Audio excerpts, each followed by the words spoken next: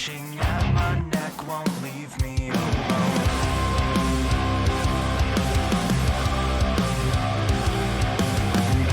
Will you see yourself back in the sun? The light it stings while the night it sings to me.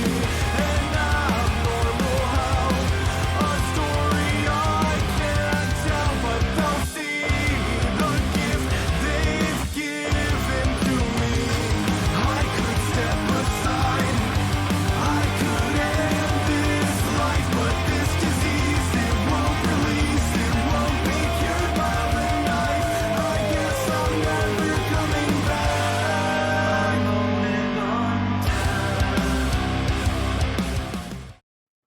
Welcome back to the St. Pete by Night Twitch stream where we play St. Petersburg by Night, a massive multiplayer 5th edition chronicle set in the world of darkness, including Vampire the Masquerade, including Hunter the Reckoning, and including tonight's chronicle of Werewolf the Apocalypse, Rage Across Tampa, set just across the bay from our usual home turf of St. Petersburg, Florida. My name is Kent, also known as Misha Kent. I am the lead storyteller of St. Pete by Night.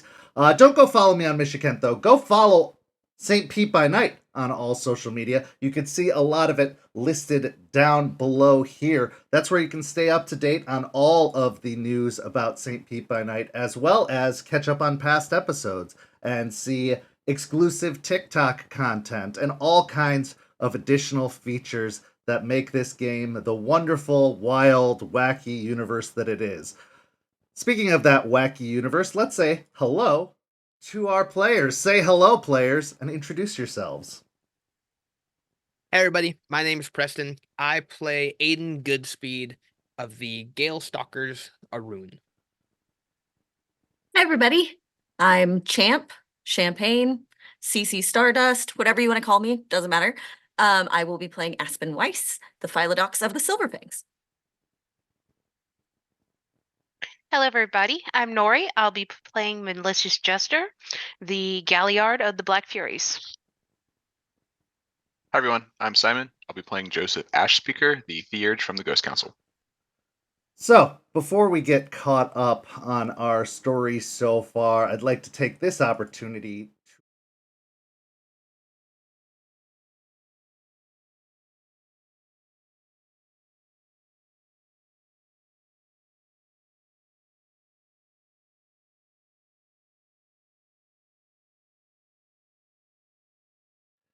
The reason these tenets are so important is because our pack has been faced with a very, very difficult decision where they are being pulled in many different directions all at the same time. One of those directions is toward Aiden's family, a pack of wolves that he was born to and raised by that have been taken in under controversial circumstances and are now being held captive at a factory out in Oregon. The other direction, Malicious Jester and her group of activists known as Theno have fallen upon hard times as all of the members of the organization, aside from Jester herself, have been arrested after being, some would say, falsely accused for their involvement in the explosion at the energy plant several months back. And the third direction, the real perpetrator of that explosion, the one truly responsible for the events at the energy plant, Ryder, another guru who is suffering what is known as hoglosk, a phase of being where one gives up all of their ties to humanity for the most part and just surrenders to the rage and the fury within, to the point that it is all consuming and seems to blind them to reason and rationality. You brought back Eliza from Hirano with one of Gaia's tears. She has since set out to teaching Joseph the rites and rituals to rebuild a cairn, as well as opening her home as a safe gathering place for the pack after Joseph's shop changed locations and made it a little less discreet and a little more hard to access, especially in some of the more lupine forms. With a long discussion, it was decided that there were a couple of options of where to go, perhaps trying to tackle both of the other paths at the same time, and maybe even enlisting the aid of Ryder. But this would take a great deal of guile and wit and some clever maneuvering to actually make a successful attempt to do so. But our story tonight, which is now called Ride or Die, starts with Aiden. Aiden, you've been struggling to find information about your family. You've been struggling to kind of stay in the know, but also you've tried desperately to stay as present as humanly possible throughout all of the thoughts and feelings that your, I don't want to say simple mind, but let's call a spade, your developing mind can handle. And so you find yourself on the phone once again with your mentor, the one who raised you and taught you what it is to be Guru. Before we launch into the scene, why don't you tell our viewers, give them an insight into the relationship that Aiden and his mentor has. Aiden's mentor name is Duncan Vanderkamp. He is the one who kind of took Aiden under his wing after he had his first transformation that night. He kind of showed him how to deal with what it is to be an Arun of the Gale Stalkers. He taught him how to hunt not only as a wolf, but as a human, how to make your way through a town or city and not be noticed. He is the one that's always been there to help re-guide Aiden when he's kind of fallen off the path, and right now he feels like he's slipping again. And that's why he's reaching out to Duncan again for some form of guidance. So where are you when you pull out the cellular telephone that was given to you by Aspen to make this particular call? He's kind of in more of a secluded area in Lettuce Lake, a place that he has a few different dens, just kind of fallback points that he was taught how to do just in case. So he's just outside one of those that had one of the better, what he knows as the happy bars that allow phone calls to go through. Okay. So as you find yourself secluded in the deep woods, the large kind of trees, some of the more ancient beings within Florida towering up above, strong at their roots, though very thin at their base, allowing them to be able to withstand large gusts of wind while also beating back heavy rainfall. You find yourself positioned under one of these such trees, having checked your phone a few times as you've wandered about, watching to see those, as you put it, happy little bars get to a point that you could successfully make a phone call. When you find that location, you pull up the contact, your spelling having grown even more, admirable over time, having been able to learn just how to read the contacts within your phone. You make the call out to Duncan. It rings a few times before it picks up. Hey, what's up? Hi, it's Aiden. Yeah, I know who it is. Oh, okay. How are you? How are things? Things are progressing. How are things down there? Making headway, I'd say. Hit a few bumps, but as is life, I guess. Well, it wouldn't really be a trail if it didn't have a few bumps and divots in it, would it? Yeah. Oh, I didn't get to thank you for the help with the leeches. The advice you gave was helpful. Yeah, that work out for you? Yeah, we took care of the issue overall. Had another one, a bigger one, kind of came of what happened. things explode a lot here? Yeah, I thought I'd read something about that in the newspaper. Some major blackout due to an explosion in Tampa. Was that you? I I don't take blame. I might have been around, but no, I didn't make the explosion happen. There's another one like us who um, your teachings about how to treat people and ones like us, he doesn't follow them. He sees them as obstacles, and they just need to be pushed out of the way for what he's needing or whatever he wants. Yeah, I was worried that you'd have to come across that at some point. Um, there are. You know how amongst people, there are so many different kinds of people, different Yeah. sizes, different shapes, different backgrounds. Well, it kind of works the same for us. The change doesn't change our diversity. Yes, we have a lot of codes and edicts and, the litany, which I'm hoping you've been studying up on a little bit. Yeah, the person I'm staying with talks about it constantly. Well,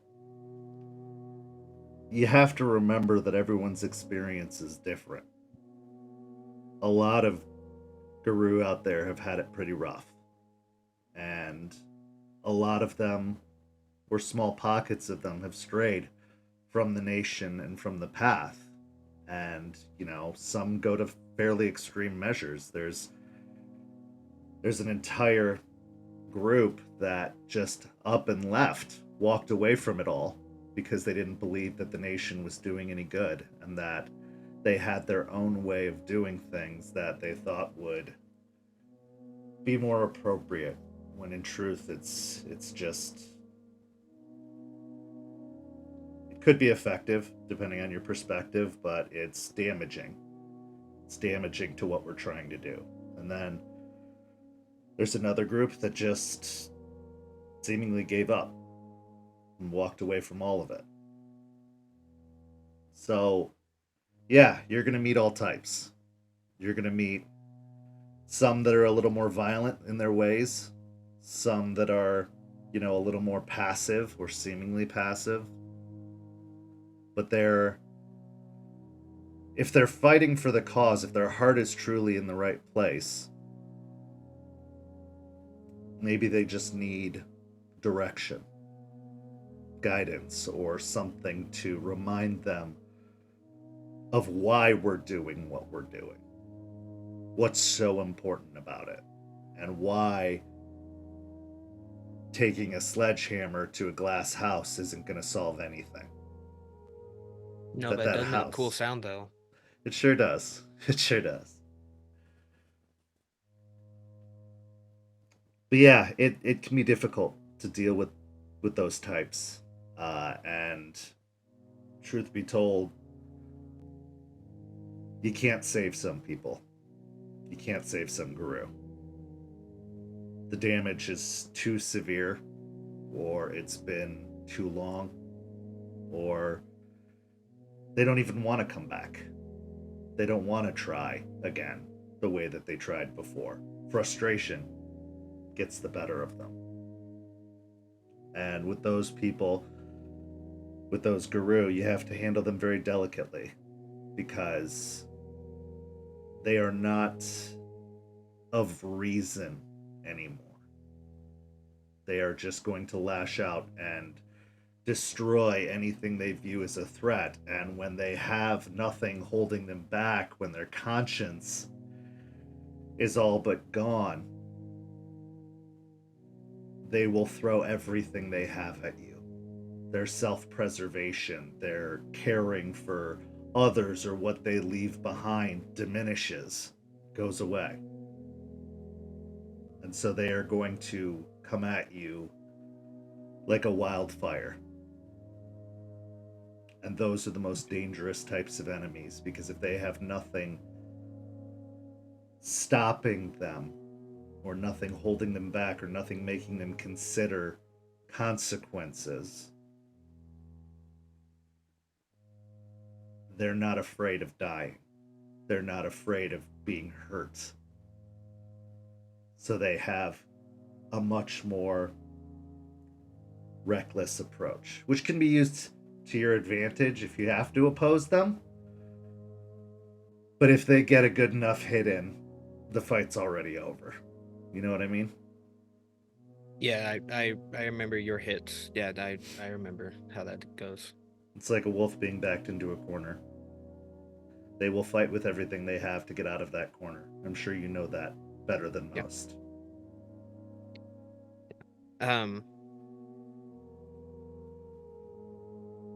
You speak of people who've lost hope.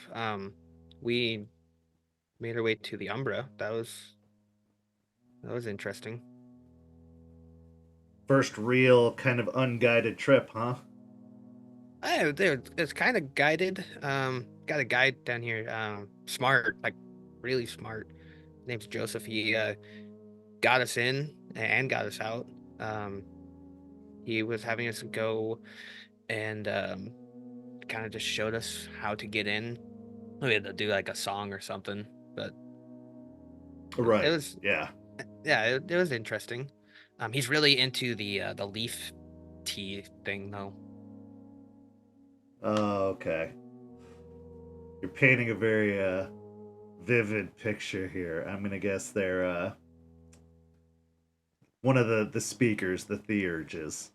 Yeah. He's how these he's here and not here. He's always walking halfway. Yeah, they're an interesting sort. You know, not what I would say is my cup of tea. And he kind of chuckles at that, but they have a purpose. You know, all phases of the moon have a purpose in our society. They're just a little hard to talk to sometimes. Like you said, they're kind of only half present, half listening. At least the older ones, they get really spacey. But there's a lot you can learn from them. Not everything can be handled with raw might, and that's a hard lesson to learn. I was a Yeah. brash youth once, and I did some reckless things of my own, and I was grateful that I had a theurge to go back and talk to work through it with, because if this individual, this opposing force you're mentioning, is what I think they are, that could be us. When you lose your pack, when you lose your guide and your counsel, you lose a big part of yourself. That's why the pack dynamic is so important, as you know. Yeah. Speaking of that, um, the pack down here is really good. And we're making good headway as far as the nation goes, and we're trying to get footholds. I got some news about my original pack, my family.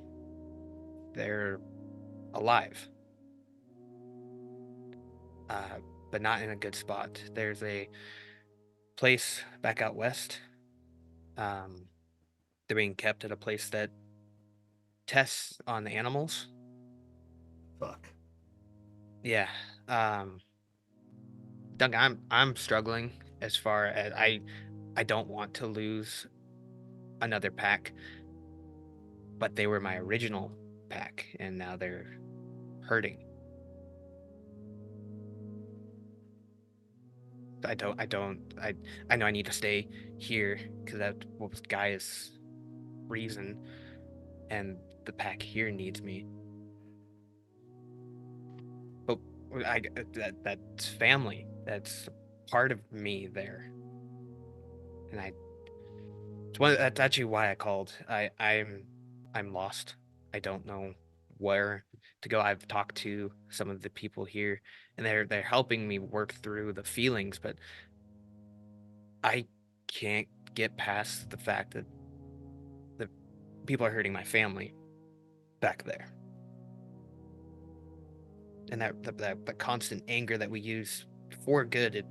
It's sitting there, just kind of turning. Aiden, our fight is never ending. The one we're in now. The one you've inherited. Our fight for Gaia. I'm gonna be real with you, it doesn't have an end. And in reality, we're probably gonna be fighting till the day we take our last breath.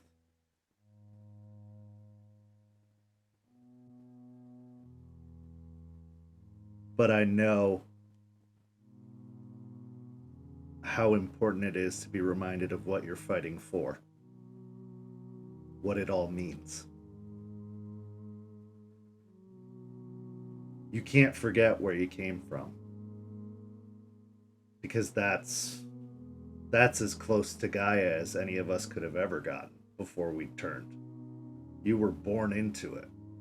You were born as part of the wild, which a lot of the others will never know. We touch it, we understand it more after the change, but you are and were the wolf. Becoming Guru just made you more in touch with man.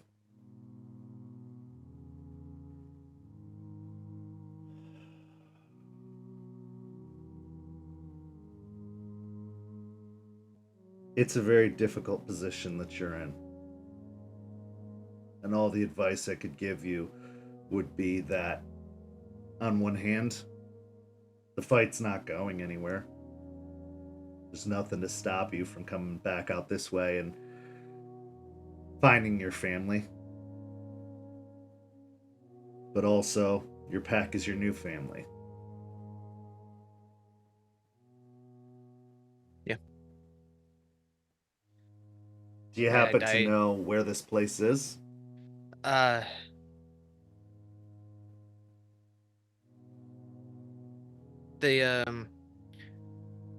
Remember that first moot we went to? There's the second one. It was north of where you found me, so it's down south. That state south of there. Oregon. Yeah, it's there. I don't know where exactly though. Aspen's looking into it. She's helping a lot, as she does. Well, I'll see if I can make a few calls. See if I can maybe take a small crew away from our sept and go sniff around down there if you'd like. Can't guarantee anything promising. Usually the ones that enter places like that aren't there for long. Yeah. I went on the internet thing. Didn't really like when I finally found what it was not happy with the things that I saw. It's not good. But that's part of what we're fighting against. So in a way, you are still fighting the fight if you go out there. It's not the local fight that you were drawn to, it's not the call you answered, but it is still a fight for good. It is still a fight for Gaia. So if that's what's holding you back, if that's one of the things that you're concerned about, I wouldn't be. Every step we take to stopping places like that from existing, to shutting those kinds of things down, is helping Gaia, is helping our cause and our fight. Okay. Yeah. No, that's helpful.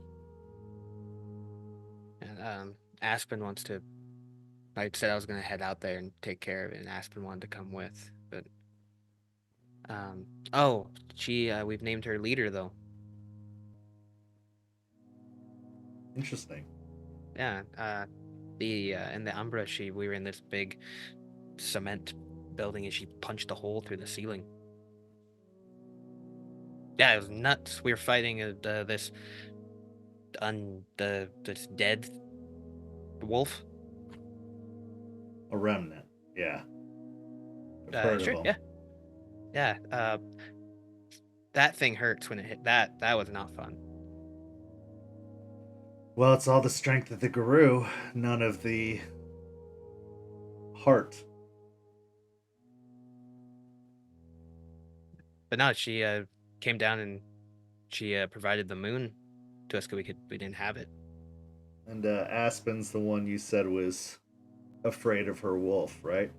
Yeah, she is finally kind of stepped out of that a little bit. Took a little bit of coercing. Remember Artie? Yeah. Yeah. He's down here, and they've kind of got a weird bond going on. But Well, I'm glad you got somebody experienced down there. I know it's kind of a no man's land and has been for a while now. no, Artie's great. Very helpful.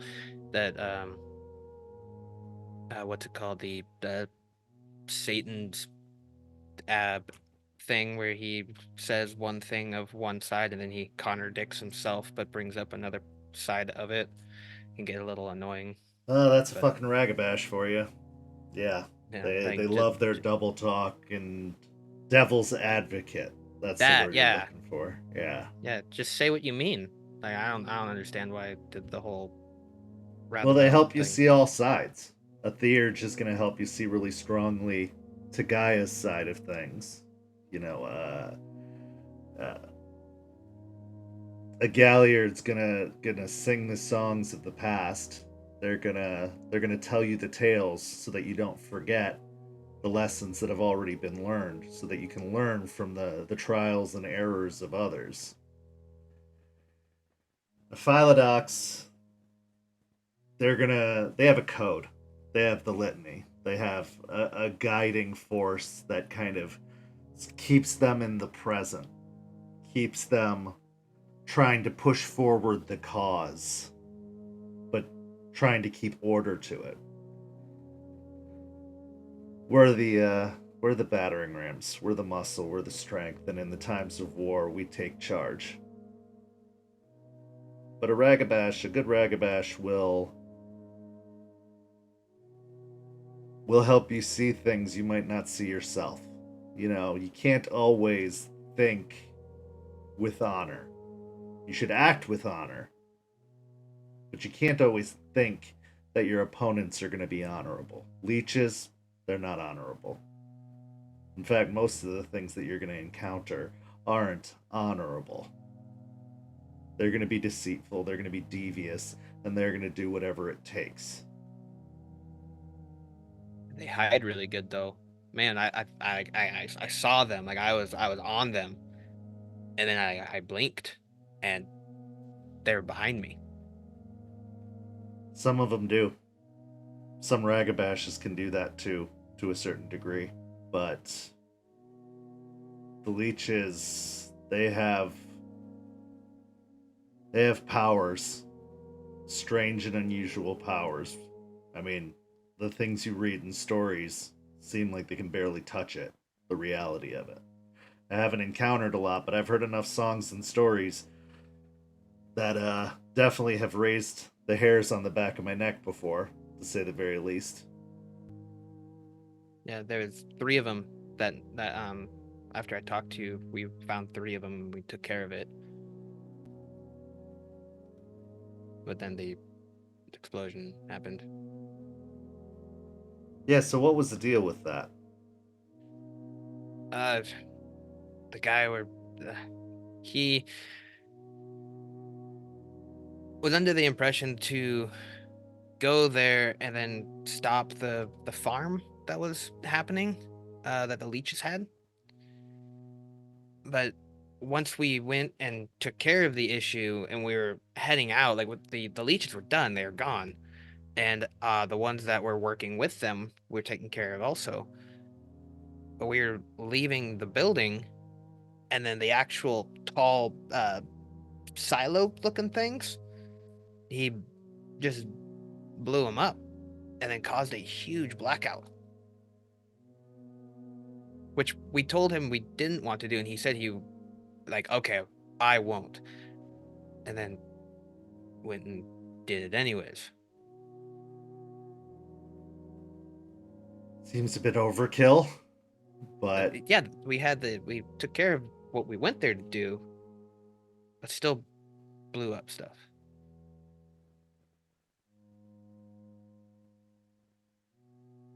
there's something that you got to remember, and some of the older guru are kind of cling to this a little bit much. We can't let the normals know about us.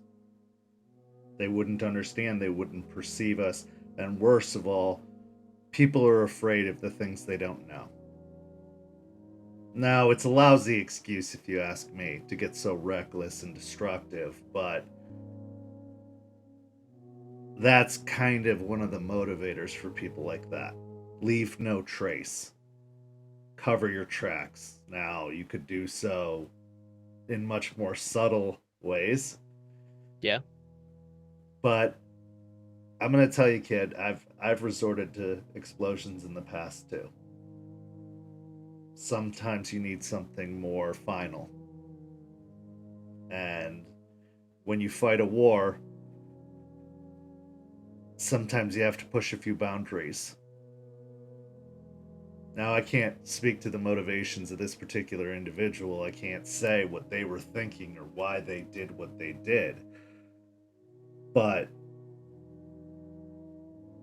like I said, you're going to meet all types, and they're going to have their own strategies and their own ways of dealing with things. And until you've walked a mile in their shoes, you're never going to truly understand why they do the things they do and why they resort to what they resort to. Yeah. So try and understand where people are coming from, like why they do something. Yes. It's a really hard exercise. It's not something that we normally do. And honestly, Joseph, you said? Yeah. He'd be a good one to talk to about that. Also, if you have a good galliard, they Yeah. actually tend to live in other people's stories, and that teaches a great deal of empathy. Jester is the our Galliard. They suffer the most from that explosion. Or the people that Jester's with ended up taking the fall for what this guy's explosion did, and now those people are chained up somewhere. So what you guys did struck a nerve. You got to be very careful how you're going to proceed with this, because Well, that kind of reaction tells me it got attention. And one thing that leeches are really good at, much like the kinds you find in rivers and ponds, they embed themselves. They embed themselves in positions of power, in places of power. They kind of take control of your big industries and your government officials. Whoever y'all pissed off is probably someone very powerful and probably someone very connected. Whoever's farm you raised probably didn't like that very much and is going to come back at you. Whether it's through friends like jesters, or whether it's directly. But more likely than not, it's not going to be directly. That's Those not their battering way. rams aren't the way to take care of that.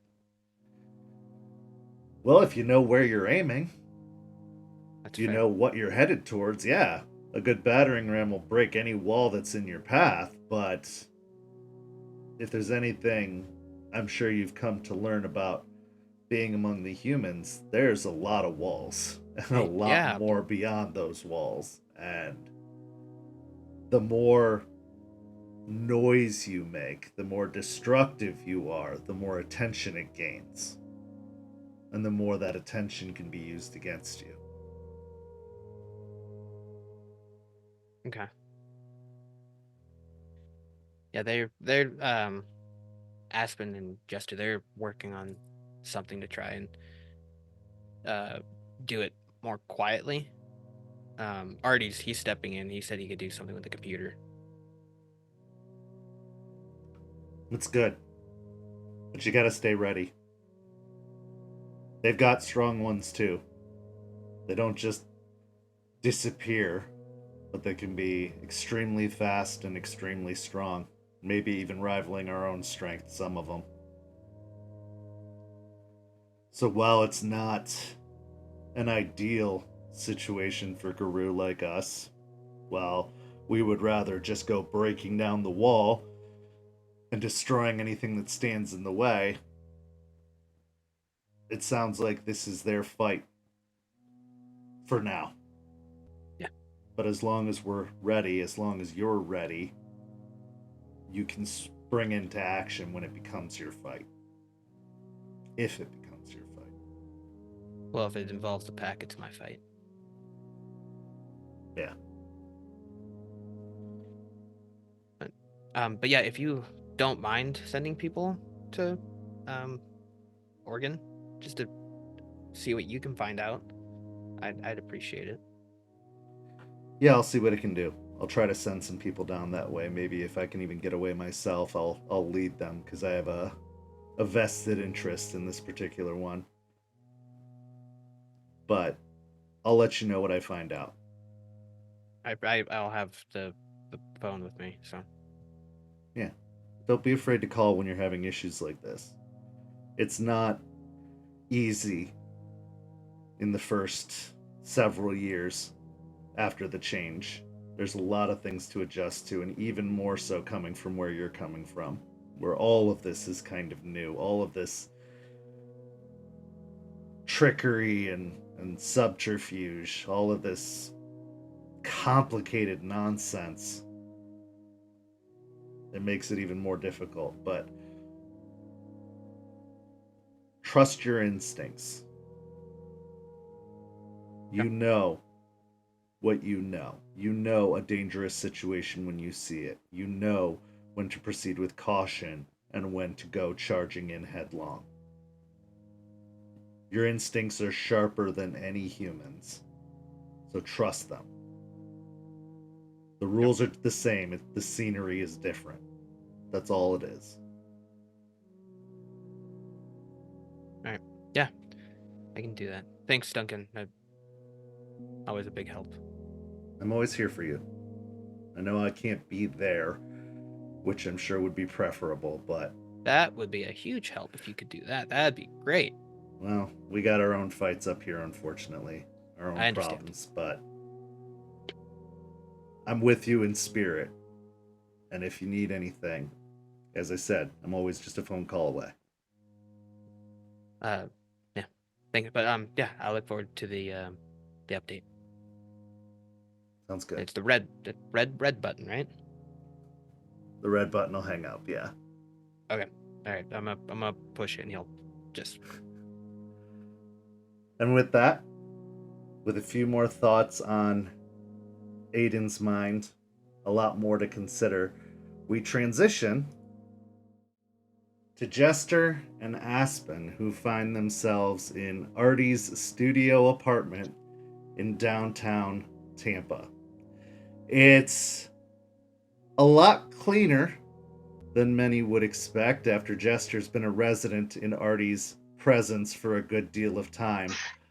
Jester, while staying with Artie, you've been given what appears to be the bed, which is actually just a mattress in one corner of the room off to one side, whereas Artie has claimed the couch, which he often sleeps in his lupine form as a dog curled up on the couch itself.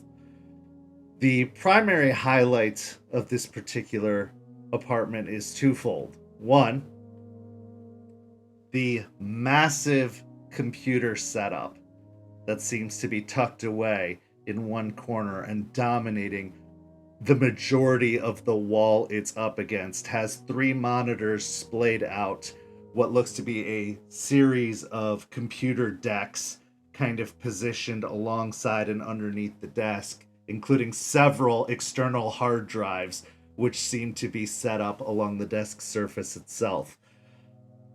There are a couple of different keyboards which work on several different computers at a time, and Jester, in his kind of insomniac, energy drink fueled state, you've seen him with a hand on each keyboard typing separately at the same time as 2 different monitors have activity going.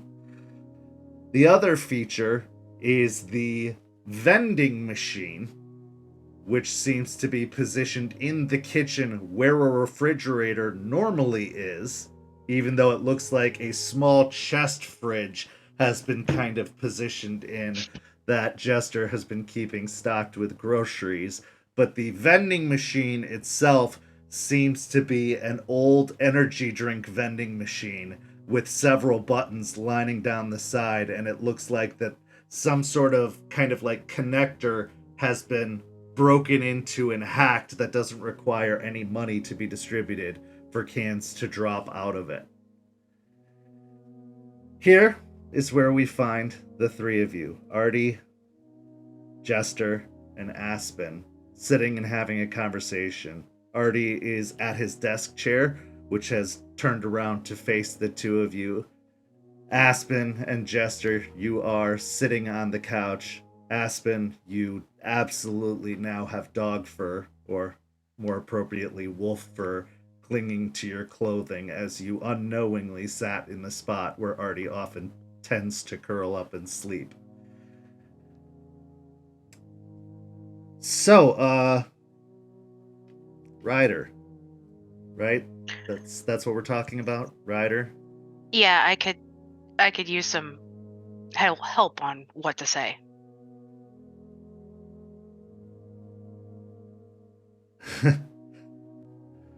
What do you say to a keg of dynamite that is just waiting for the odd spark to light it up?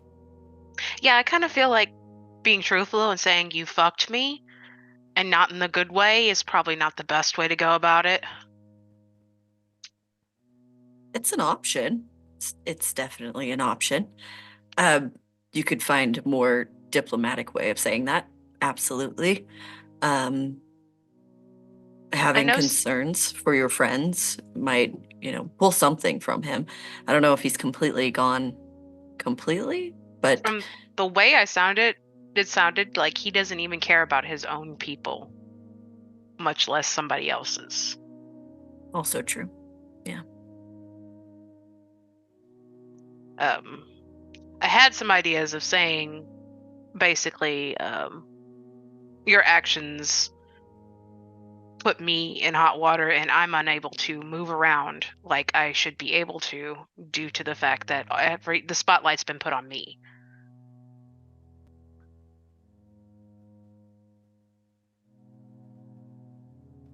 Yeah.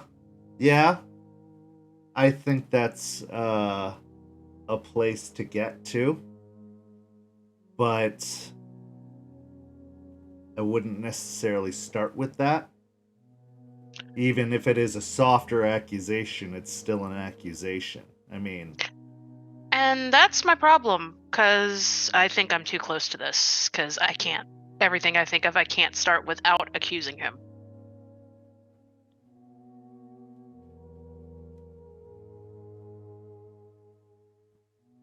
What if you started a favor for a favor, right? We helped him, so he can help us. that might fit better with his style. We helped him with a particular issue. He can help us with a particular issue that might bring down the accusatory tone a little. Okay. You could also try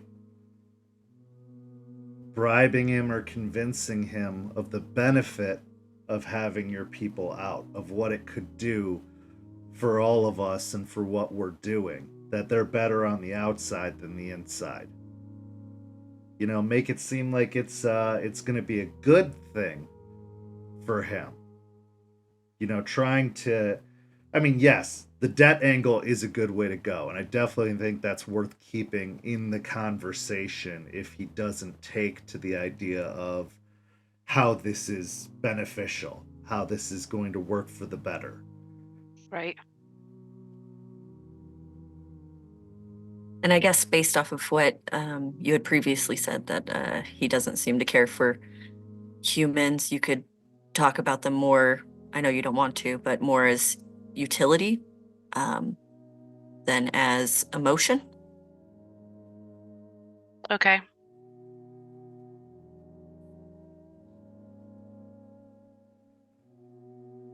Already- And then, oh, you know, sorry. you can bitch to me all about him when we leave, but for the purposes of getting what we want. You guys are going to be there, right? Because If you need us there, we'll be there. I mean, that's... I need you there, because I have a feeling he might try to piss me off. He's definitely going to try to piss you off, because if it comes Right. to a fight, he knows he's going to win. Right, and so it'd be great to have backup to pull me back from, you know, just getting really pissed off and jumping him. I'm not the best at self-control sometimes. If that comes at any surprise.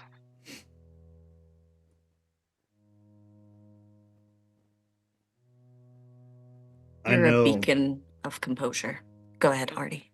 I know this isn't going to be a favorable option, and he kind of reaches over to a desk where he pulls out a hair tie, and he pulls back his massive mane of dreads behind and kind of ties them up.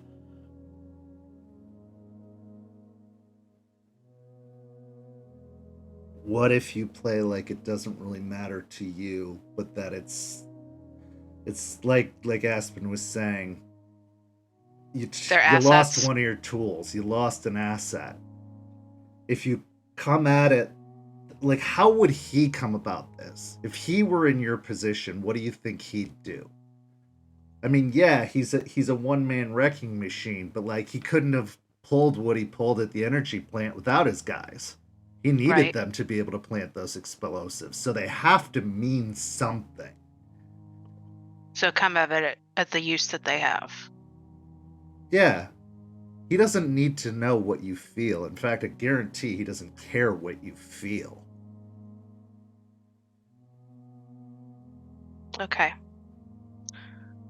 I could definitely have use, like, mentioning that they are good for publicly finding and exposing information on the very people that we are fighting, since obviously this group is connected to the same law firm. Well, you could also mention that they wouldn't have had the intel that you had on the place if it wasn't for those people. True. That was an advantage that they took advantage of, but they wouldn't have had it. Right. It might have been a lot harder for them to pull off what they did if it wasn't for your people. Okay. And then you could stress the things he might be able to pull off in the future. We're not going to let him, but the things he might be able to pull off in the future if he had that kind of advantage still. That he lost a tool as well. He just didn't know he had it. Okay. Also, an argument could be made. I don't know how much it would really mean to him specifically, but with him doing this, he could possibly expose all of us, and that in turn would violate a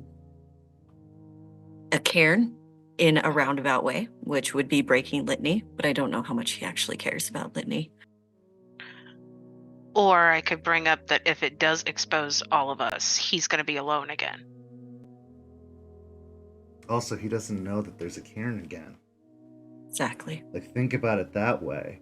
He's been fighting like he has nothing left.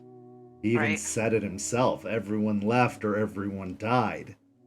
But now we're here. A cairn is coming back. Like, maybe appeal to the fact that, like, it's coming back. And if he's patient, and if he helps, uses his strengths to aid the cause, he might have the army he's looking for.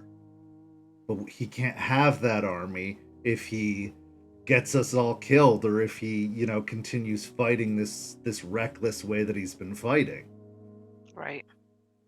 Because they're not fighting that way. I don't know how much of him is left.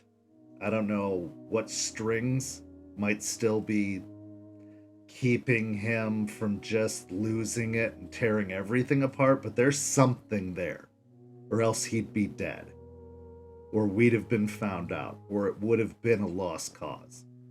He hasn't Right. done anything in months, so he's laying low too.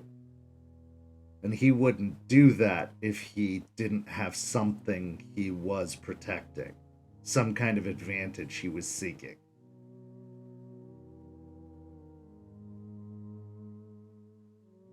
I mean, you could argue that he's doing that for self-preservation, but I like where your head's at. Maybe. But he also could have just sold out his guys for that purpose too. Why is he protecting them? Wouldn't he want credit for what happened? He seems like one of the glory hounds that goes out there and wants to plaster their name on everything and make sure everybody knows they did it to make them scary or something to fear. I can't help but think that there's something he's clinging to. That there's some sort of tactical mind in there somewhere, even though it's behind a fucking scarred up mess of a psychopath.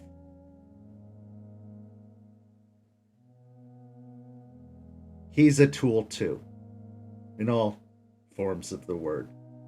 But he is something we can use, something we can get use out of. And if we play our cards right, it could be a very valuable tool to us. Because fuck, he's strong. But also, if we play our cards wrong, that could be very detrimental to all of us. That's why that's why we have to have this conversation. That's why it's difficult. But okay, that being said, what do we want from him? If we do manage to talk him out of not killing us and not, you know, getting all offended and butthurt, what do we want from him? What can he provide for us in this instance? Well, like you said the other night, he could possibly have contacts, most likely has contacts in the prison, possibly in the local justice system here. Especially since he runs a motorcycle gang, they're probably getting arrested or accused of things a lot. Or he could go to California, but how does Aiden feel about that? I don't really feel comfortable with sending Aiden with Ryder, given what he's done before. I can't speak for him exactly, but he was willing to go by himself. So I think he'd prefer us, even though he doesn't say it, he'd prefer us all to be there. Besides me, because liability, blah, blah, blah, get hurt easy, you know. But yeah, I think he'd rather have us there. I think I'd rather have us all there, but that's besides the point. I would too. I don't feel comfortable in us splitting up right now, especially when we're just starting to bond.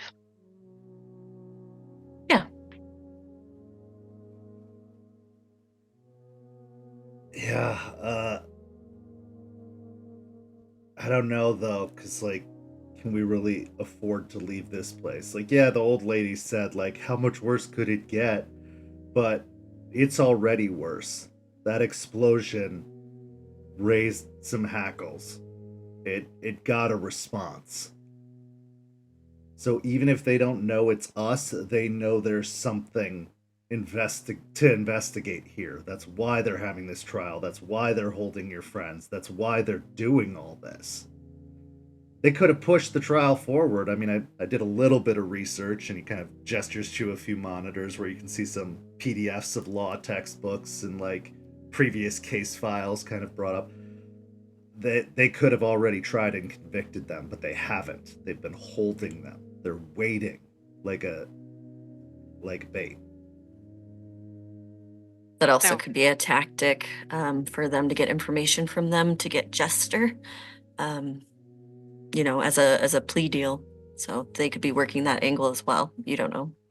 I don't think they're stupid enough to think a bunch of environmental hacker nerds and intellectuals blew up an energy plant. Oh, I completely Yeah. agree. I'm just saying, I think if their goal, I don't know what the goal is. If the goal is to get Jester, they could be using them, wearing them down to get them to take a plea deal or something alike to get her closer or to find out where she might be. Yeah, they might be trying to, since they know me pretty well. They might be trying to like convince them that they would know where I would be to be able to like hunt me down. You said they already approached you before all this went down. This may have just been the excuse they needed to push harder. Right. They were upset about a few videos and comments I have made online about a particular company. So they're baiting you, specifically you. And probably whoever you're working with, because again, you alone couldn't have blown up that factory. No. Your people, as capable as they are, I like them. They're a good group. But they're not terrorists like they're being painted out to be. They're intellectuals, yes. They're protesters, absolutely. They're fighting for a cause, but their fighting is done with words and print, not with fists and dynamite. Right. We went with information and the sharing of information over outright violence. So they must believe that you are connected to something violent. Yeah. Either that or you were just an easy patsy, which is another possibility. Maybe they don't know who's actually responsible, but you were a really easy fall guy because they already had eyes on you. Right. But that's what I mean. So, say we go. All of us. Head out to Oregon. Who knows what they'll do while we're gone? Who knows what they've already done when we were in the Umbra? We don't know. We have little to no information. I've searched. I've looked. Nothing's come out about this. They have been mum's the word about this. They've talked about how quickly power was restored. They talked about how, commendations all around for the quick arrest of those they believe to be responsible, but then the news cycle just kind of ends. So we don't know what they're doing or what they've done. Right. And we need to find that out. It's absolutely necessary. But what do we want for the time being? What do we want from Ryder for the time being? Do we want them out on bail? Do we want them to at least have some accommodations while they're in there, maybe some communications back and forth. Maybe that's something he could give to us. His people on the inside, giving them information from you and vice versa. Is that what we want? What is our end goal when it comes to what we can get from Ryder? I mean, alternately, I would like to see them exonerated, but I don't even know if Ryder can provide that. So, That doesn't seem like Ryder's right, cup of tea, right? right. But he could get information to your friends. I know that if he has people on the inside, which it seems like he does, he can get information out and in to them, I'm sure discreetly enough. That's something in our pocket. We could ask him what his assets are as far as that goes to see if he knows of a way to get them out on bail while we try to figure this all out together. It's what do you want for your friends, Jester? I would say actually getting information, like, not they could get out on bail. And then I think bail would be what I would shoot for, but also trading information in and out might be also a good argument for Ryder to actually help, because maybe he could find out like what they've been questioned on and whether or not they've noticed anything weird. There's Like also vampire weird. there's also protection Right. in the jail, eyes on your people and making sure that they're not getting harassed by who knows who's in there. I mean, I know there's a bunch of Antifa nut jobs whack jobs put up in there, so it's probably pretty crazy in there. So what if we got them some protection at least, as well as a means of communication? I think that's a good starting point, and it's a pretty low asking price. Yeah. And there's also the added benefit of him not being able to like blow up the jail, right? That's always good. Yeah. I hope not. You never know with that one, I didn't think he'd go after a power plant. I was confident that when we taken his explosives away, that was going to be the end of it. But speaking of which, what are we doing with those? Because I don't think having them under my sink is the best place for them in the long run. Probably not. I took them out of Regina because she was not very comfortable with them being there. Aspen? Well, I'm not particularly well versed when it comes to explosives. That's not really my forte. But we could find a really, really, really obscure storage container. That would be difficult because I don't know where storage containers, can have C4.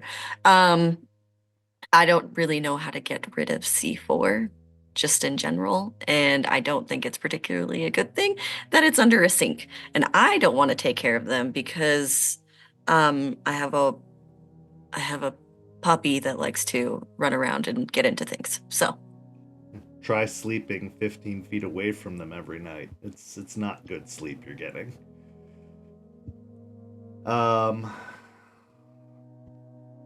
Maybe we could look up how to store them. I there might be probably some. wouldn't trust the internet right now. I mean, I've got some workarounds, but the last people Fair. who did, Google searches ended up in jail. So What about you a have to library? assume. Do they have the anarchist cookbook in the library?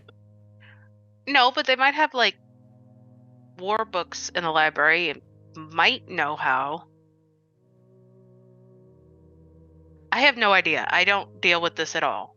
But if we could maybe get it, we get we a could- container and find some sort of like place to stash it. We could give it back to Ryder as like a good faith thing. Here, have more explosives. It's not like he doesn't have them already, right? We took his, he found more. It's not like we're giving him like something that he doesn't already have in his arsenal. But then if anything happens with it, that's for him to deal with, right? I actually like this a lot, because if we give Okay. him back the same explosives that were used at the plant, it's like a smoking gun if we ever need to turn the sights on him or the gang. Okay, it's fair. I don't like the idea of him having more explosives either, but if he wanted them, he clearly can get them. So it's not an issue of disarming him. We're not disarming him. This was, if anything, a minor setback. I mean, it wasn't even that minor of a setback. He just called friends in and brought more. It also could have been that this was a test. If we took it, if we saw it, he knew something about us. There's something that makes me think he knows more than we take him for. We see him as just a big, violent, battering ram monster of a thing, but he was clever about that. And that's saying something for an Arun. He was pretty clever. You have a point. Yeah, I don't think that we're going to be causing any more damage by giving them back to him. Also, I don't want to boil water and then have my entire apartment explode. That's the other thought behind all this. Not that I remember the last time I used the stove, but still. You never so know. glad I didn't use Ramen's this. great. We Okay. need more like vegetables. No. Okay, so I will get this stuff packed up as safely as I can, and we'll take it with us and get it out of our hands as quickly as possible.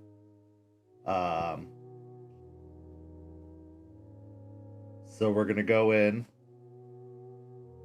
You're going to appeal to his militaristic side and say that he is losing valuable assets in his fight, in our fight, which is a good word to use, our fight. And if we can protect those assets, they're more beneficial to the future. If that doesn't work, you can play on the whole, hey, I helped you, you helped me. Mm-hmm. What if that doesn't work?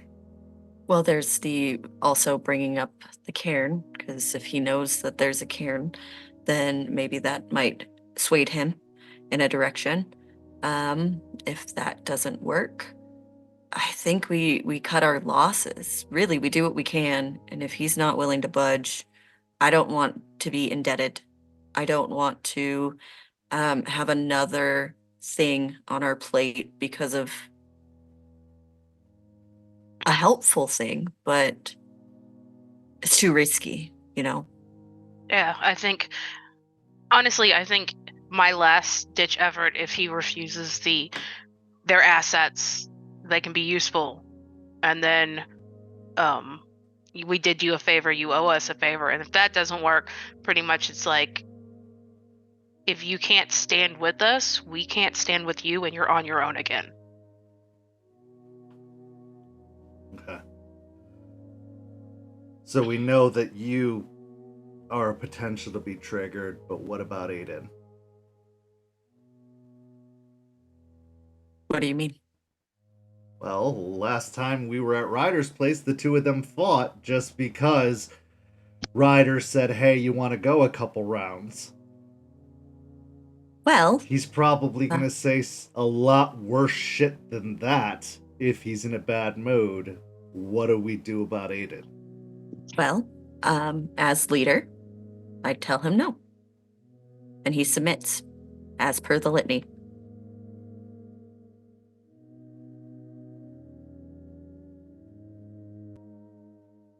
Okay.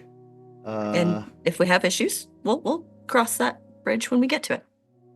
I mean, to be fair, as much as Aiden likes to rib Aspen,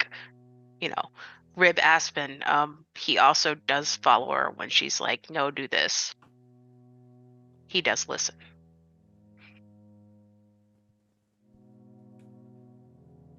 Okay. I am that much more confident about this, but we'll just roll the dice and see where they fall, I suppose. Okay. Then it sounds like we have a plan. We're bringing everybody? Yeah. Because, I mean, I would like you guys to back me up and pull me back if he does try to rile me up. But also, if things do turn violent, it would be good to have Aiden there and Joseph as backup as well. You're not wrong. Okay. Sounds like we have a plan then. So, Go team? Go team. hooray. Hooray. Okay, then why don't we go meet up at Eliza's and head over from there, since everybody knows where Eliza's is, and Ybor is not really our place anymore. Yeah, sure. Yeah. So you all get up and kind of start heading outside, and before you walk through the door, Artie kind of grabs Aspen just by the crook of the arm and says, "Oh wait, just a sec." Yeah. What's up? He pulls out a lint roller and then just starts running it over your coat and the back of your pants. She'll T-pose. Let him clean her all up. Yeah, sorry about this. She's been helping a lot with the cleaning, but that's pretty much embedded in there now. It's a part of the couch at this point. I think he slept on the couch more than he actually slept in the bed before I came here. I think you forget that I live with Aiden, sort of. So, kind of used to it. Fair, but good host and whatnot. I appreciate it. Gesture your phone pings. Check my phone. It's a message from Leon. I don't know if you're ghosting me. I don't know what happened, but it's been months. I hope you're okay. I've read a lot of fucked up stuff on the news, and cops came to the door. I feel like we really need to talk.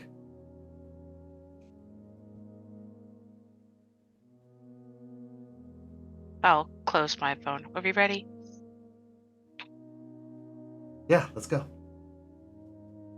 With that, we will transition to our final scene before the break. Joseph, over the last week, you've found yourself looking for a new avenue of employment while still trying to pay some of the bills doing your readings at the Dysfunctional Grace.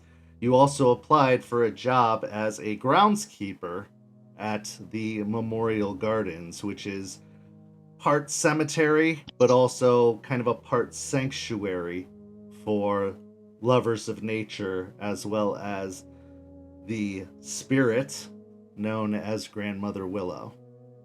Perhaps even the site of your future cairn, as it had been once in the past. Getting the job was easy enough. It's not exactly high in demand work.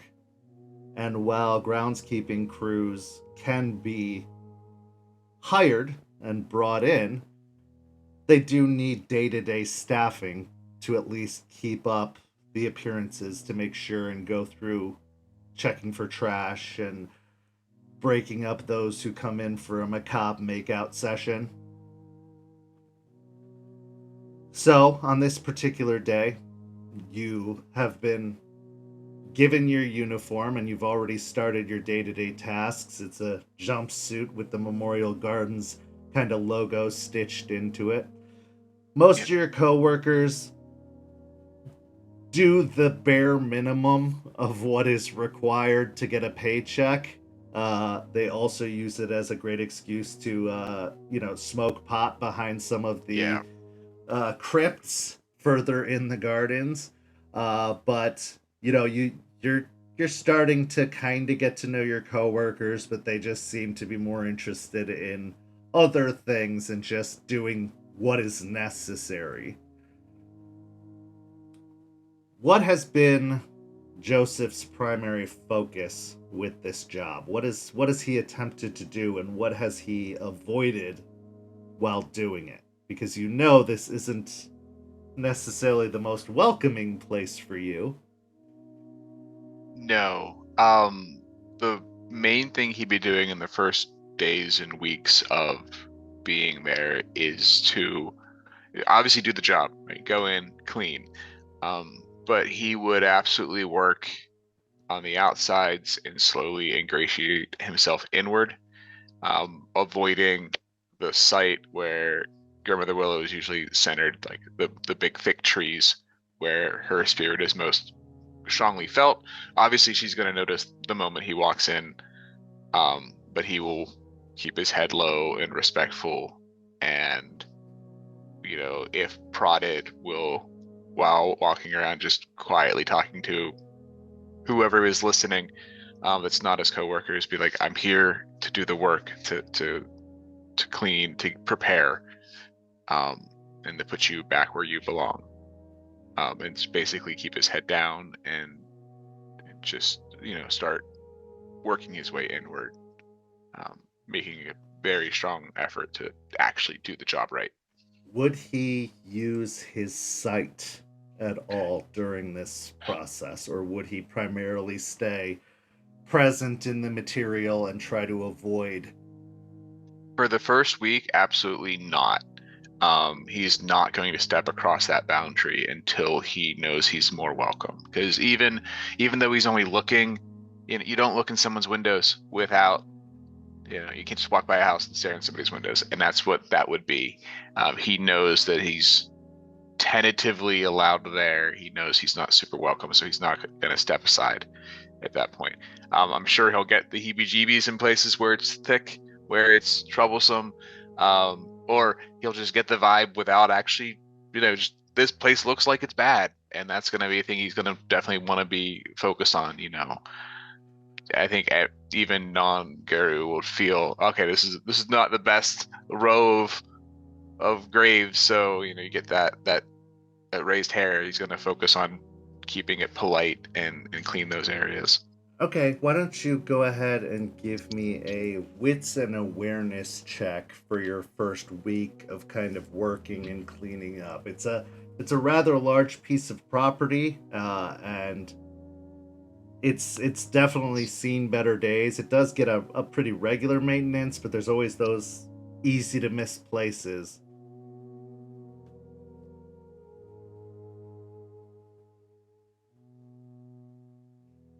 That's 3 successes.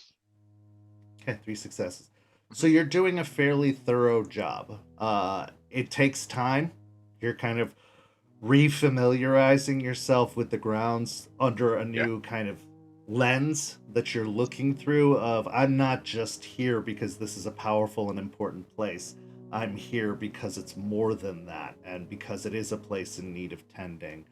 So it's going to take some time to start to discover, the small hidden places where stuff seems to get stashed away or kept back. Your first week, despite the weather having warmed up briefly, is very cold. Yeah. And very windy. Windy so much that even to your senses, you can hear the rustling of branches, even if you feel like you're on the complete opposite side of the cemetery. I would like you to make one more roll, a composure and either resolve or intimidation check. Oh, I would absolutely be doing resolve and not trying to intimidate my way into that. Well, this is to more to Oh. resist intimidation Yeah. is kind of what I'm thinking. But yeah, Okay. composure and Yeah, resolve is probably your best bet. definitely.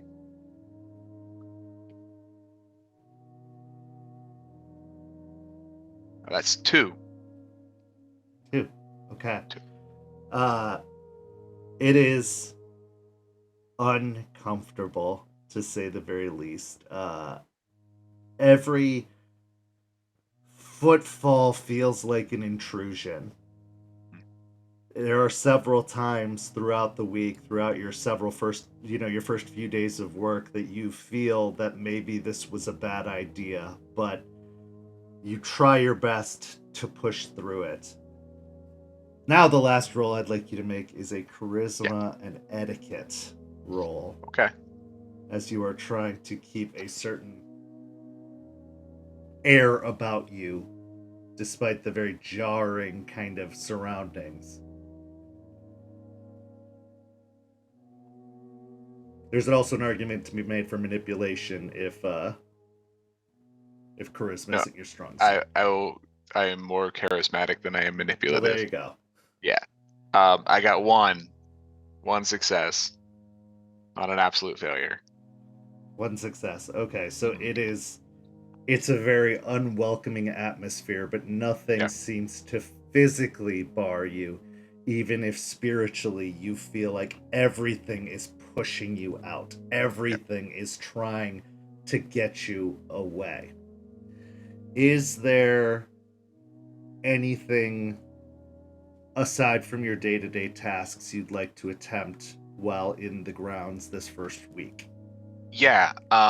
While I'm cleaning and doing my job, I will also be leaving offerings. What kind of Um, offerings? So with my traditions and how grandma raised me, it would be a kind of a mix of a couple of different things. There would be tobacco and some of the herbs that his family uses for healing. Nothing like money, mostly herbal, and then prayer or little personal rites that he'd be saying in offerings. Given the state of litter, he would not be leaving food, although that might also be part of the tradition. He would not leave food, but he would leave little herbal offerings. Nothing as big as like a sachet, nothing that would be looking like it could make more of a mess, just little sprinkles of things around, probably at the corners and the cardinal directions. It'd take moments to pause and leave little peace offerings. Okay. Give me an intelligence and occult roll to see if these offerings, with your newfound knowledge, with your experience now, in the Umbra and kind of dealing with spirits more directly than when you were, with Grandma and when you were, doing the rites then. Let's see if the offerings you choose are pleasing. Could I add in my Umbra specialization on a call? Yes. Awesome. Yeah. That is 5. Okay, 5 successes.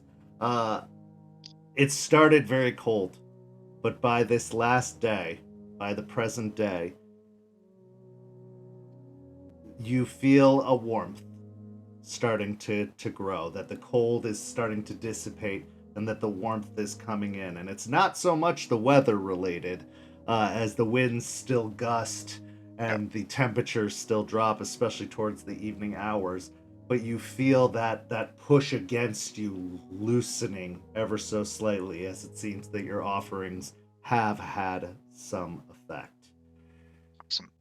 That being said, we're going to go ahead and take our break now, where our pack will reconvene after the break for a brief conversation before they head into the motorcycle club to face Ryder. So we will see you all back here in 5 or 6 minutes. We'll talk to you very shortly.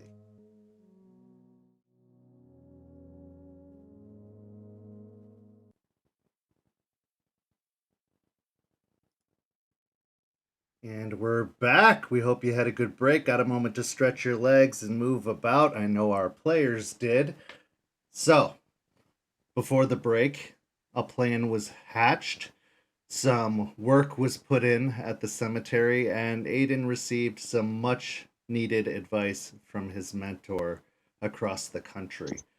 But now we find ourselves with Regina pulling up outside of the motorcycle club in East Tampa. The black building, completely covered with the windows boarded up, spray painted black plywood, seems to be quiet, unexpectedly quiet as the last time you'd arrived. Last time, for those who didn't see it, there was noise just thumping its way from the outside as hard rock anthems could be heard pouring through the cracks around the edges of the plywood windows. There was light streaming from inside the door, but on this particular day, it seems to be all but empty, all but seemingly abandoned at the particular moment. But you do see a signature motorcycle, very reminiscent of the one you saw Ryder on the last time you'd encountered one another, departing the soon to be destroyed energy plant in South Tampa. Artie kind of pulls the Jeep into one of the parking spaces in the gravel parking lot, and after a whispered word, the engine quietly dies down, and he kind of turns, putting his arm over the edge of the seat and looking back at everyone. Maybe nobody's home.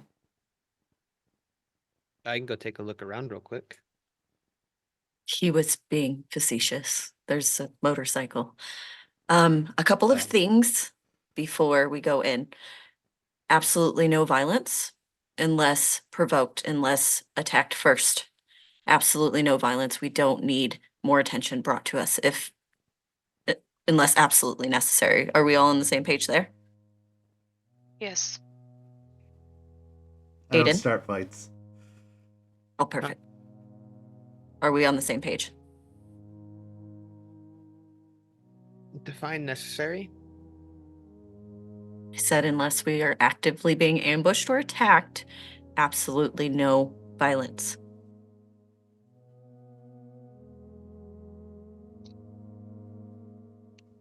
Yes. Good. With that, Artie kind of nods his head a few times, the dreads kind of shaking loosely as they're still tied back behind his head, and then opens the car door and steps out. You all exit the vehicle before making your way towards the front door of the motorcycle club. Artie kind of moves up to the door and then kind of leans back away from where the door would open and tries the handle and finds it unlocked, slowly pulling the door open into the inside of the club. The only light that kind of permeates from the inside is the kind of halogen signs that are obviously taken from local bars or other establishments, like a big Bud Light sign that seems to glow with the shape of the bottle behind it and the label on it, kind of bathing the area in a bluish red, sometimes brownish light. Over at the bar sits Ryder, who seems to kind of be leaned up against the bar with both elbows on it. He seems to have what looks to be a large cigar kind of hanging out of one of his hands, and the way he's seated, the burn-scarred half of his face seems to be the only side that's visible kind of towards your perception of the doorway, and his eyes kind of looking down at the bar in front of him don't even turn to address you as you make your way in. I'll be bringing the C4 in. Thought you'd all be dead, having not heard from you in a bit. No, we've been laying low and handling some other business. I'll set the C4 on the bar. I believe this is yours.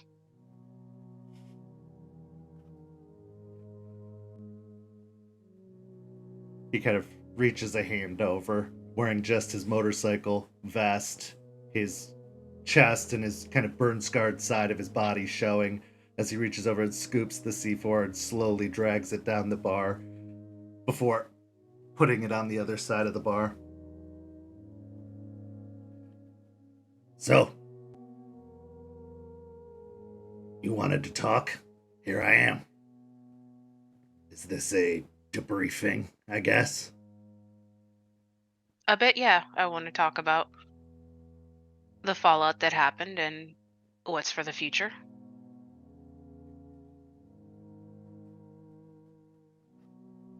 I know it wasn't what we'd hoped the final result to be, but it was necessary.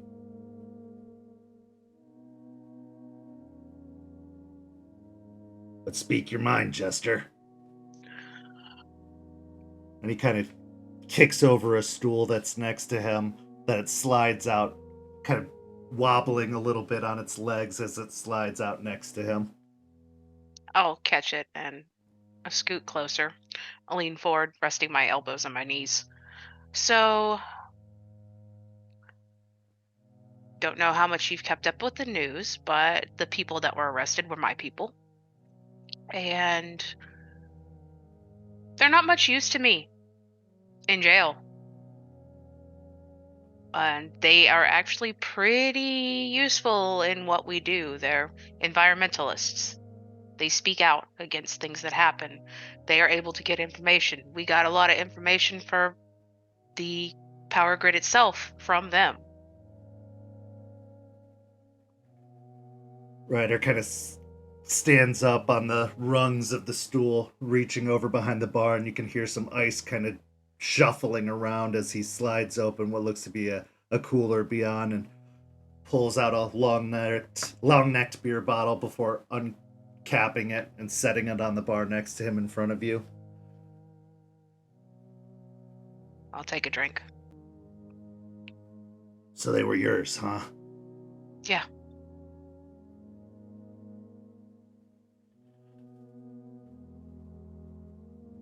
I knew they'd blame somebody. I'd hoped it'd be some pointless patsies, but No, I think they're onto me at least, and they're trying to get to me through them. And like I said, they're not that helpful to me in prison. so what, you want to bust them out? You want to make use of this? And he kind of points to where the C4 is located. I want to play the long game, Ryder. And we know busting them out is not going to be the long game because they'll just pick them up again. You've been here longer. You know that they use more than just brute force. I think you've got some connections on the inside that could help get me in contact with my friends, maybe get them some protection. And these friends, they're not replaceable. No, they're not replaceable. They're some of the few that actually fight, Ryder. Fight for Gaia. They've been fighting long before I even changed. We've been fighting long before I've changed. You know they're good it at what as they do. well. You know as well as I do, Jester, they don't know the first thing about Gaia. No. But doesn't it say a bit about them that even though they don't know, they're still willing to fight? They're not just willing to go along like sheep. Go ahead and make a manipulation or charisma and persuasion check.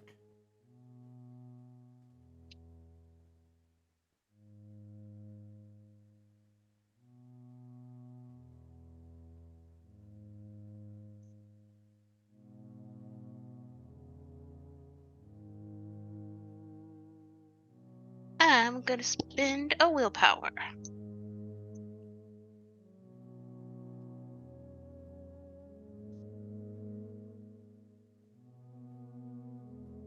Okay. 5 successes.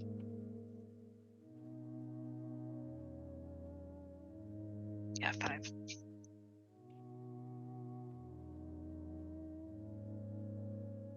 And what if they've already been turned?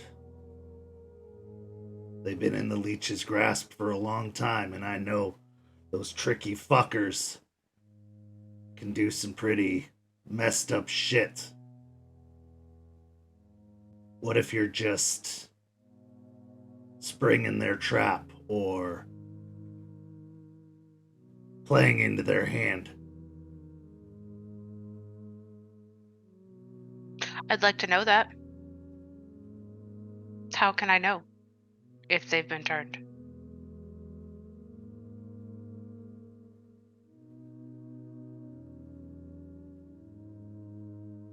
They're a liability, Jester. They're a liability in our fight. That's who they're gonna gun for first. They don't come straight at us. They do everything else to get us before they unleash Mary. She's a last resort. Is that why the place is empty? You weren't the only one who thought laying low was a good idea.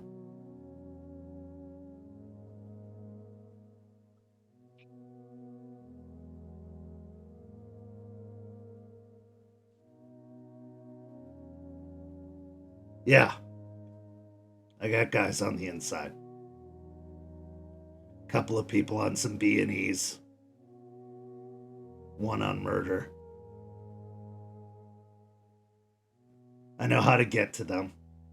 I know how to get word to them. But I'm not sure you're gonna like what you're gonna hear back. But there's nothing wrong with asking, right? Right. I don't think there's anything wrong with asking. And then what?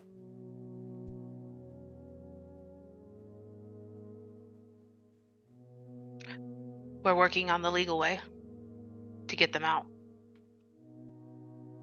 And from there, maybe we figure out if they really are tools. If they've been turned, maybe we can use that against the people we're fighting.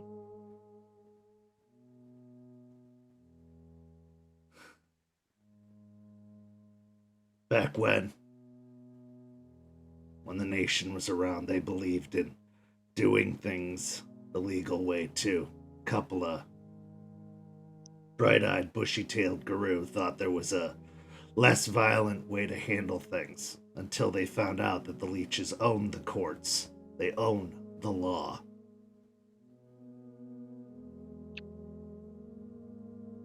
We have a couple of other plans too.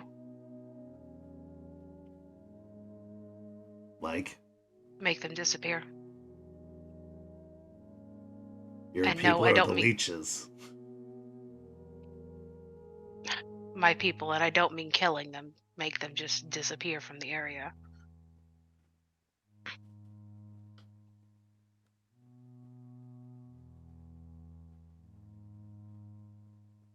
Currently, they're using them as bait for me. I'm pretty sure of that because nothing's been done. It's at a standstill.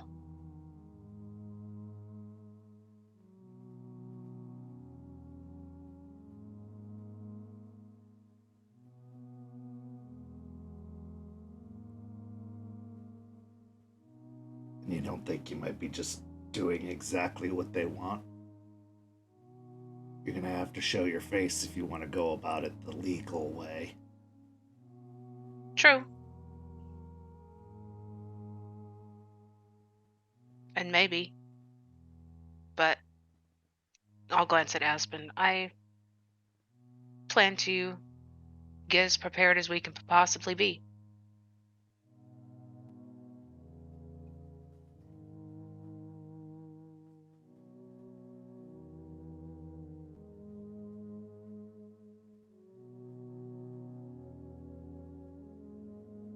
You said you could make them disappear. Why not just take them and run? I'm not running. We're bringing a cairn back. We have a way. For the first time, Ryder kind of looks away from the bar and kind of over his shoulder, looking at Jester first before tracing eyes over Aspen, Aiden, Joseph, and Artie. Whether it was you, or Gaia, or Luna, or maybe a spirit of Tampa, but we were called here, and we're not leaving.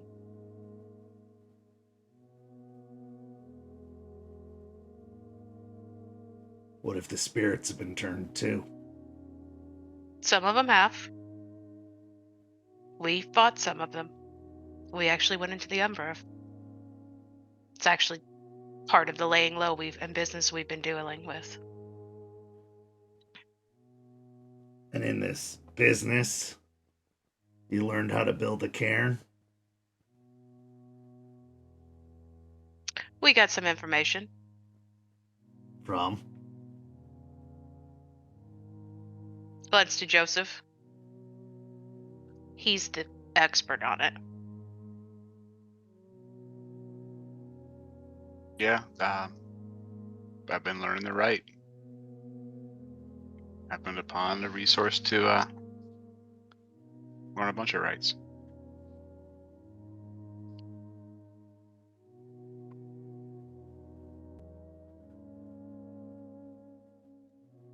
And I've been spending some time with grandmother. Using the transition.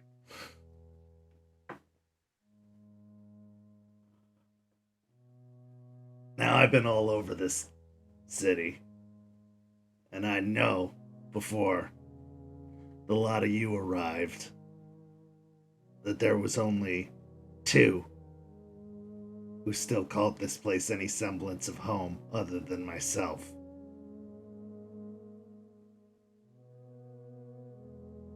Bob Marley over there. And the traitor.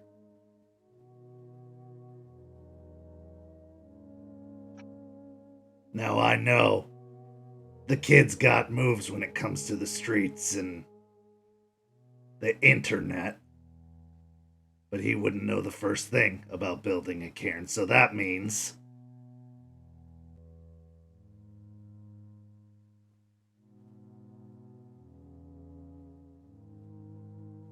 how'd you get her to help?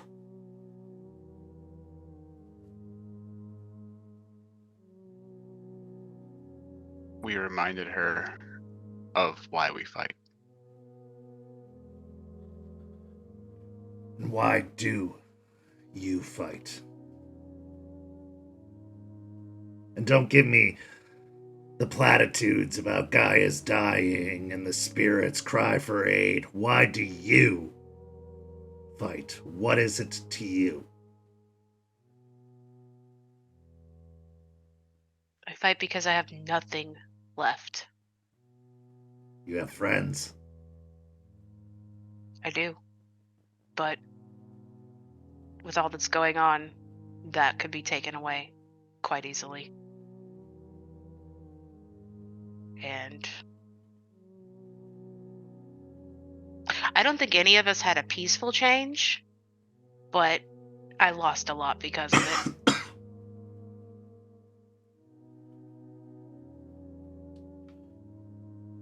What about you, cairn builder? Why do you fight? Because it's my nature. It is what I am. It is what we are. In the same way that the trees grow to the sun and the ants make their hills, we fight. That's why we're here. Nothing can change that. Nothing can take that from us. Whether Gaia is dying or dead or whatever it may be, this is our job. This is our calling. And to deny that is to fight against the natural order of things. And when you do that, everything suffers. So we embrace it, we follow it, and we fight. And how far are you willing to go?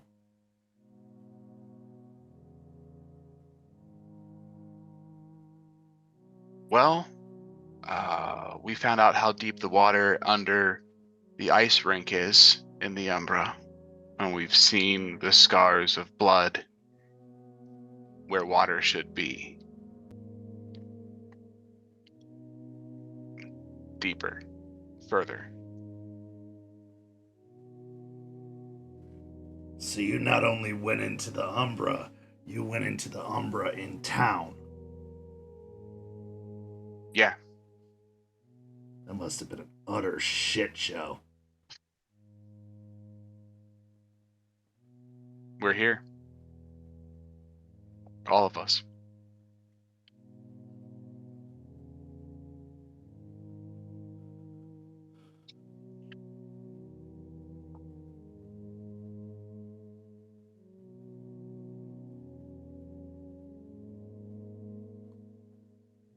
I played by their rules when they were here. I did everything I was told like a good soldier. I fought the fights that I was told to fight. And we lost. Are you playing by their rules still? Are you following their lead still, even though they're not here to tell you where to go and what to do? Or are you making your own rules? I mean, we convinced a stargazer to work with us to open the cairns back up, so that's not really following by the rules, is it? How much do you I mean- know about the Stargazers? Not a whole lot, honestly. You didn't convince her to do anything. She saw an opportunity and she took it. That's what Stargazers do. Guru, stronger, smarter, and more charming than you, have tried to convince the Stargazers, and they left anyway.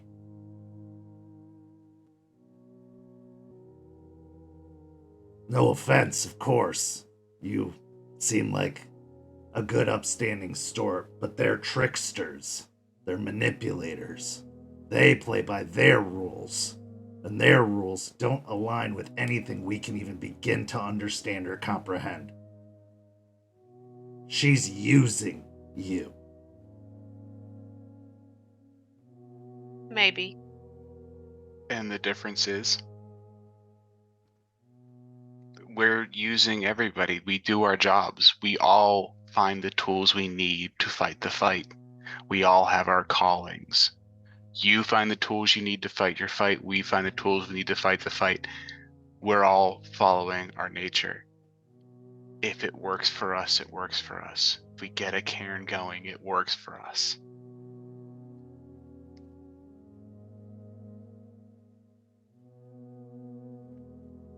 You asking us if we're following the nation is, you don't want us to follow the nation. So we're going to use every opportunity we can to fight the fight. But you can't in one sentence say, don't follow the nation, and then get mad because we got a stargazer to help us. Are you I'm not- sure you're not a ragabash? I'm not mad you got a Stargazer to help you. Use the old bitch. She's got a lot of knowledge, and it's good that you're learning the rights. It's good that they're in the hands of someone who's going to do something with them. I have no argument with what you're saying about using tools, but you have to remember that they are tools. Even though they'll do everything to convince you otherwise. They'll tell you the sob stories of what they've lost. Well, we all lost something. You said it yourself. None of us had a peaceful change, and none of us had a peaceful life afterwards. So what makes their story any more sad or empathy worthy than yours or mine? They're not. It is just as worthy. And everyone adds up.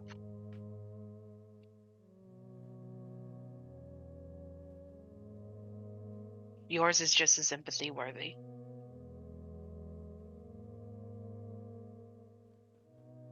Which, to that point, I do have a question.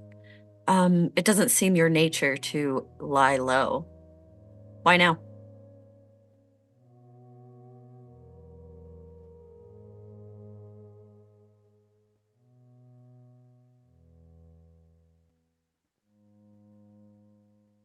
I needed to know how many fights I was dealing with.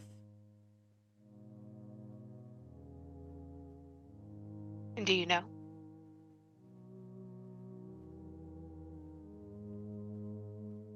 I'm getting a better idea.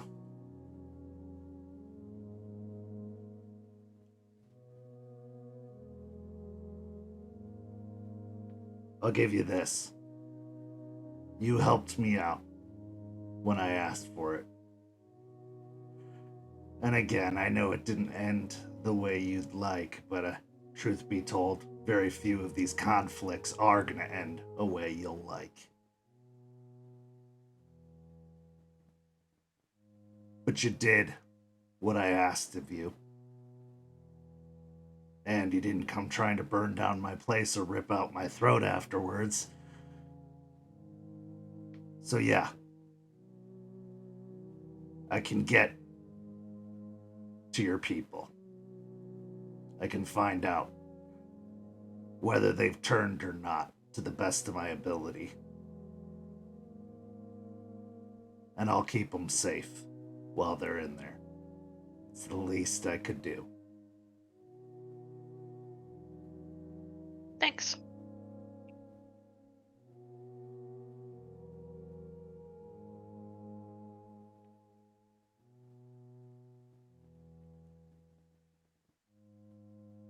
Just be careful how many liabilities you're willing to have, because they will use each and every one.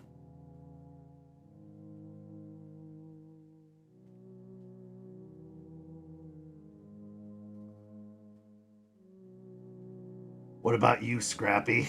You must be itching for a fight again. I'm content. Really? As his foot is like bouncing. I'm good. You want to do this the legal way, the courtroom way, the paperwork way? If you would have asked me a couple weeks ago or even a few days ago, I would have told you no. I just want to run in there.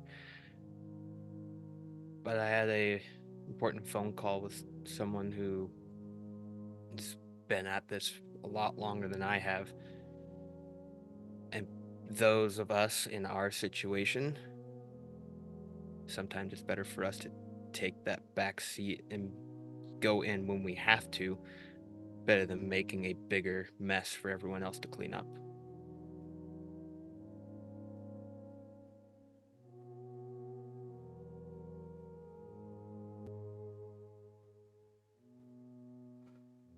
Not the dumbest thing I've heard.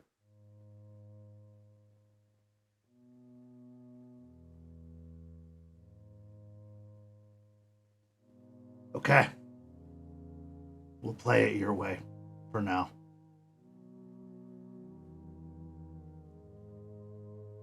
I'll get your people. I'll find out that they're safe. Is there something you want to tell them? Yeah, I'll pull out. Can you give them letters or anything, or does it have to be I could get them a fucking gun if you wanted. Probably not the bravest idea, but yeah, I'll I could hand get him. them a letter. I'll hand him an envelope. Get them this.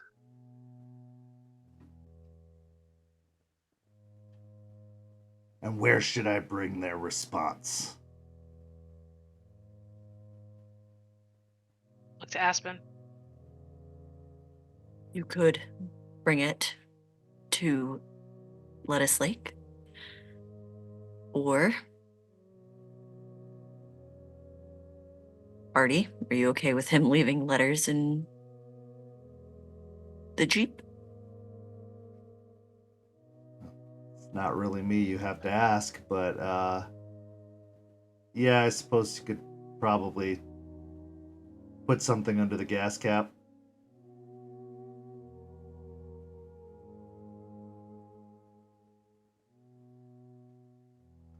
Lettuce Lake, huh? Pretty little piece of property out there. Quite little nice. Escape from all the bullshit. You should come visit. It's nice. Maybe I will. I do have a question, if you don't mind indulging me, though. Go ahead. Why do you fight? What do you fight for?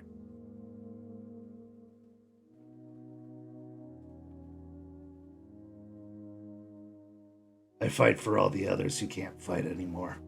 Because I didn't forget them. Because I didn't abandon them. Because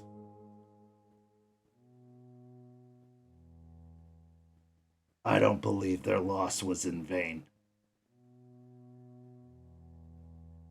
And if I don't fight until I join them, then it's a disgrace what happened to them.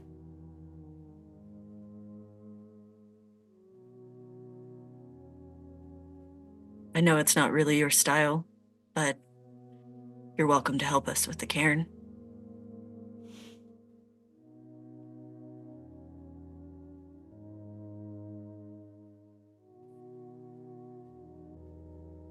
Cairns haven't really been my thing.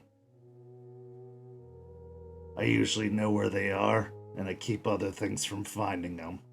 So once you got your little spot picked out, I can keep my eye on the area around it. Do you have a place in mind? She'll look over to Joseph. Yeah, Memorial Park. Where it used to be.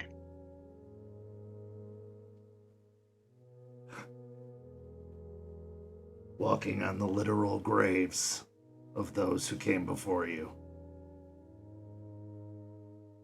Cleaning those graves and respecting them. Watching over them so they mean something. They'll be remembered. The thing about fighting to join the ones that have gone before and dying that way is you have to make sure there's someone who can remember them and continue the fight when you're gone.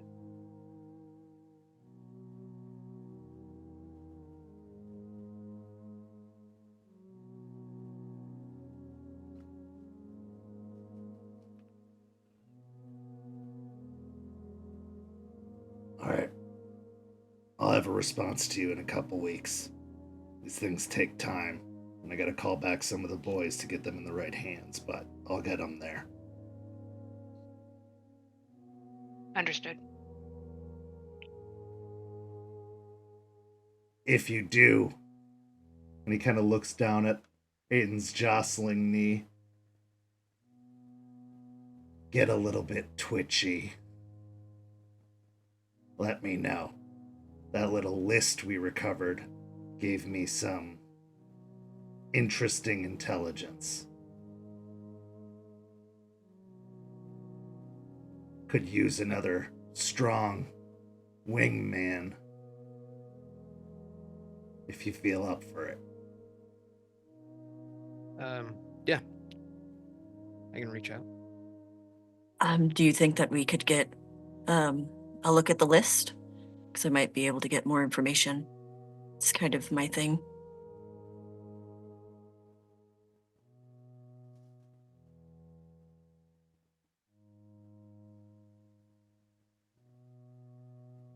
Let's see how the correspondence goes first. Priorities. Of course.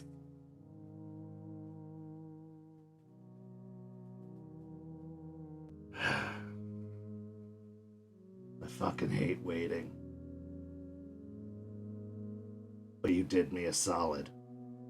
So you bought some time. But the fight has to continue at some point.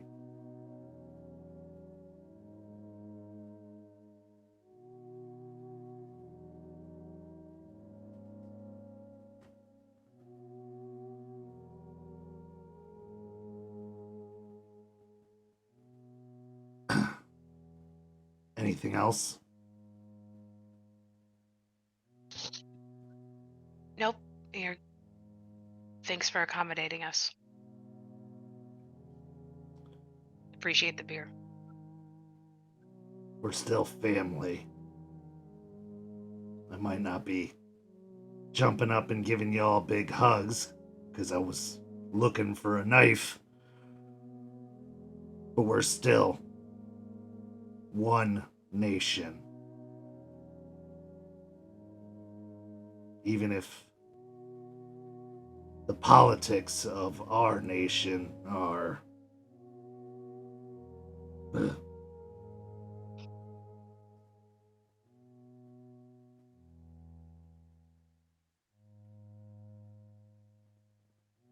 You know the way out. And he pushes his way up from the bar stool, reaching over and grabbing what appears to be 2 more bottles of beer out of the cooler from behind with one hand, and then reaching out and scooping up the C4 with the other before making his way towards the back room.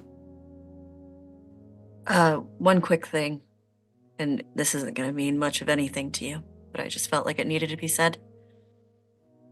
Bloodshed doesn't equal more bloodshed. It just causes more problems.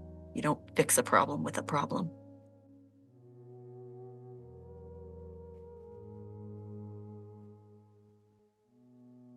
If we don't shed theirs, they will shed ours, and have been.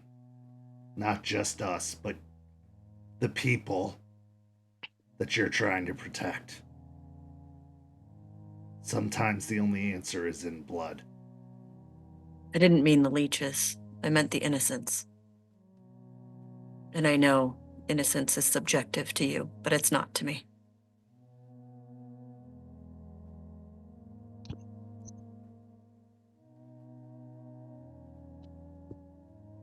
Maybe Jester's friends will show me that there's something innocent that we're protecting. Because every day, I don't see it. And I hope we can work closer and we can change your mind.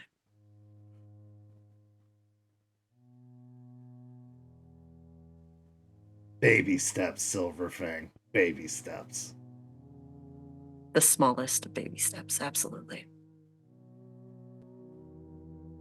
And he proceeds into the back room, where you hear the rattle of a cage as a chain and lock seems to be getting messed with.